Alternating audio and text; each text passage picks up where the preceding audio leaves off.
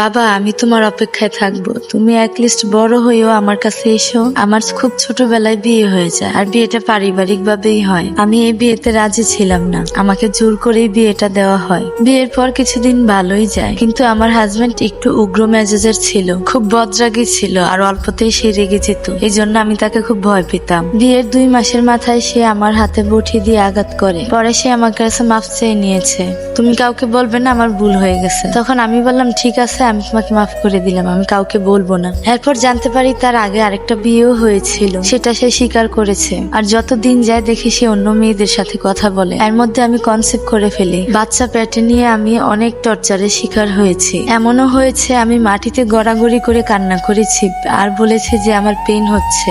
আমার বাচ্চা ডেলিভারি হওয়ার দিন আগেও সে আমাকে অনেক মেরেছে। এর পরের দিন আমার সিজার। আমি ফ্লোরে শুয়েছিলাম, সে খাটে শুয়েছিল। আমার প্রতি তার কোনো মায়া দয়াই ছিল না। পরে আমার সন্তান হওয়ার পরও সে আমাকে আরো টর্চার করে। পরে আমি বাবার বাড়ি চলে গিয়েছি। পরে সালিশ বসায়, সালিশের মাধ্যমে আমাদেরকে মিলাই দিচ্ছে। আর আমি শুধুমাত্র গিয়েছি সন্তানের দিক তাকিয়ে। বারবার সে আমাকে টর্চার করেছে। আমি বাচ্চার দিক তাকিয়ে শুধু তার সংসারটা করতে চেয়েছিলাম। সর্বোচ্চ চেষ্টা করেছিলাম শুধুমাত্র সন্তানটার জন্য। আমি বলেছি আমি শুধু আমার ছেলেটা নিয়ে পড়ে থাকবো। তুমি যত ইচ্ছে তত বিয়ে করো, শুধু আমাদেরকে বা তোমার বাড়ির এক কোনায় রেখে দাও। তুমি আমাকে আর আমার ছেলেটাকে শুধু দেখো, আমার ছেলেটা যেন বাবা হিসেবে তোমার স্বীকৃতিটা পায়। আমার সন্তান যখন 2 জন মানুষকে, মানে আমাকে আর আমার হাজবেন্ডকে একসাথে দেখেন, তখন আমার সন্তানটা যে কতটা খুশি হয় সেটা আমি তাকিয়ে তাকিয়ে দেখি। যখন বাবা মা একসাথে থাকি তখন অনেক খুশি হয়। তখন আমি ভাবি, আল্লাহ, বাবা মা যদি আলাদা হয়ে যায় তাহলে তো ওর জীবনটাই নষ্ট হয়ে যাবে।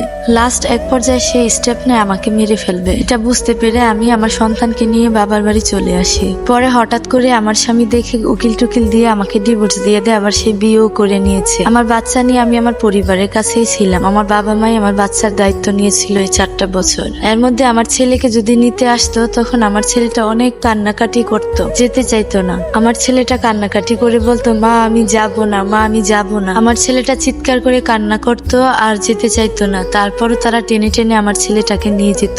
এখন আমার বাচ্চাটাকে নিয়ে আর সে দিচ্ছে না। আমি শুধু একটা কথাই বলি, বাবা এখন তুমি আসতে পারছো না ছোট, কিন্তু তুমি বড় হয়ে আমার কাছে এসো। আমার খুব কষ্ট হয় তোমাকে ছাড়া থাকতে। তুমি যখন খুশি তখন আমার কাছে আসতে পারো। তুমি বড় হয়ে মার কাছে এসো। এদের বাধা বিপত্তির জন্য তুমি যদি নাও আসতে পারো, বড় হয়ে তুমি আসবে আমার কাছে। আমি তোমাকে কখনোই ফিরাবো না বাবা।